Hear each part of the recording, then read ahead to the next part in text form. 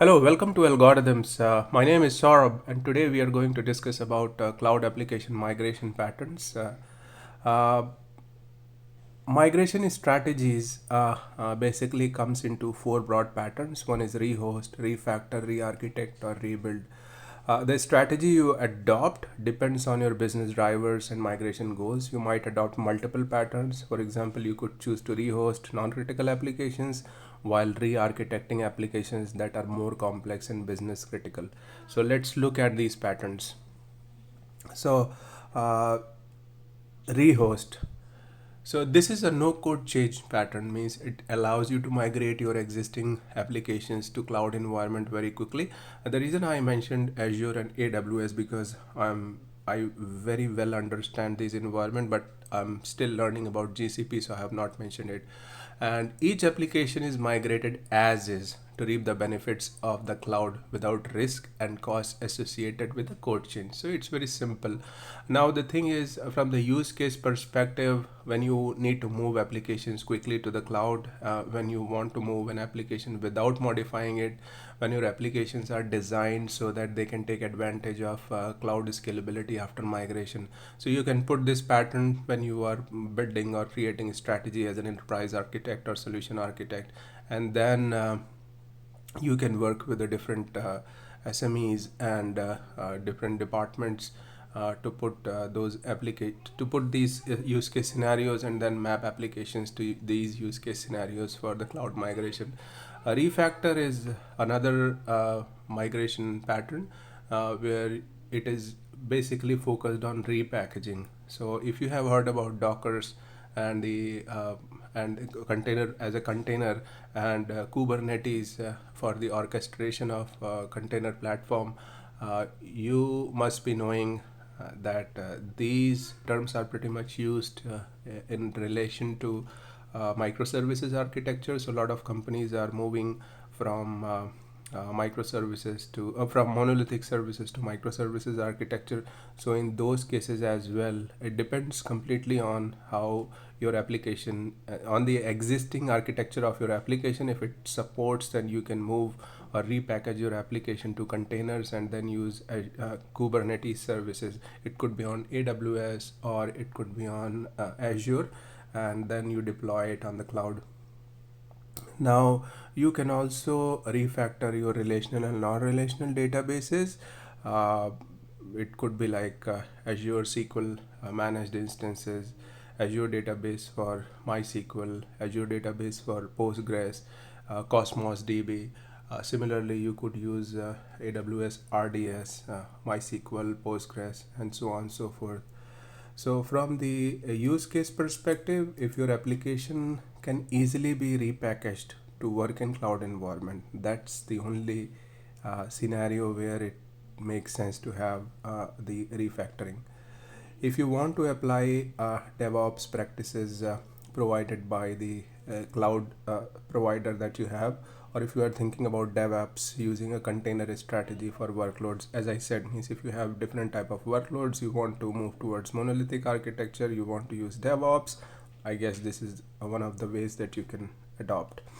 Refactoring, you need to think about portability of your existing code as well, and then the kind of development skills that you have in your organization. The third one is re-architect, and in this one the focus is on modifying and extending application functionality and the code base to optimize the application architecture for cloud scalability. For instance, as I said, uh, if you break down your monolithic application into a group of microservices that work together and scale easily. Again, in this case also you can adopt Docker and Kubernetes as well, but it is a complete re-architect, not refactoring. So you need to rewrite some of the components, and then you need to define different interfaces and communication protocols or communication channels, like how different services are going to communicate to each other. So it's a very it's a different topic altogether. How do you move from monolithic to microservices architecture, and how do you do that from the strategy perspective, from the architectural perspective, and then from the implementation standpoint.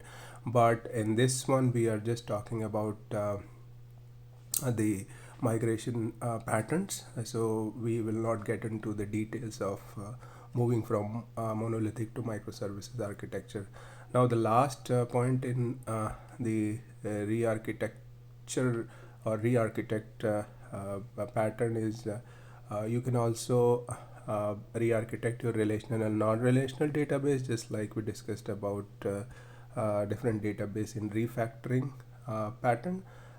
So you can do the same thing here. And when your applications, from the use case perspective, when your applications need major revisions to incorporate new capabilities or to work effectively on cloud platform, so there are a lot of organizations, especially if you see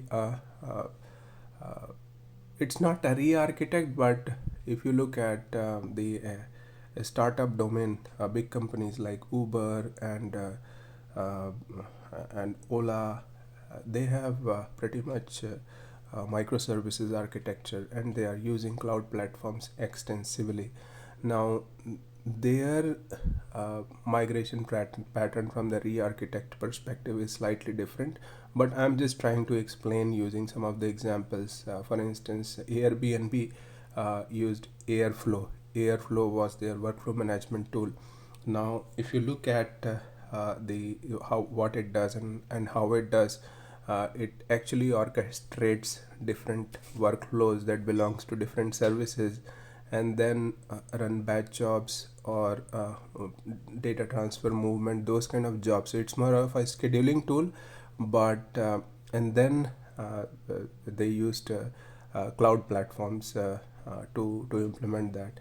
The idea is how do you implement new capabilities. That's the key word. And how extensive are those capabilities? Are those new capabilities changing the complete architecture of your application? Because if it is not, if it is just a small change, then it is more of a refactor rather than a re-architecture.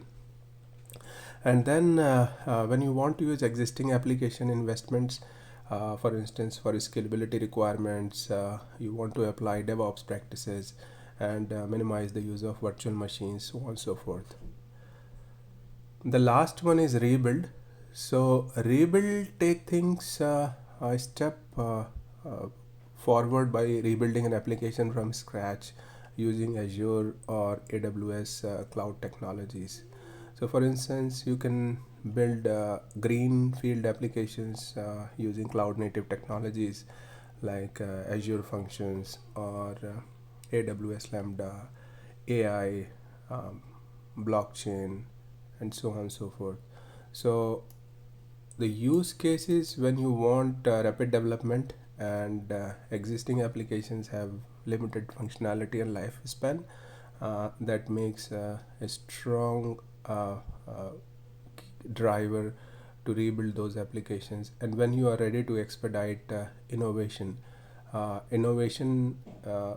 I mean to say that you want to use blockchain that you did not use past, or you want to implement IoT. So those are the cases. Means although it does not come in rebuild, but I would put those development uh, efforts into rebuild, because you are building a new application, but for instance, including the DevOps practices, that is the first step.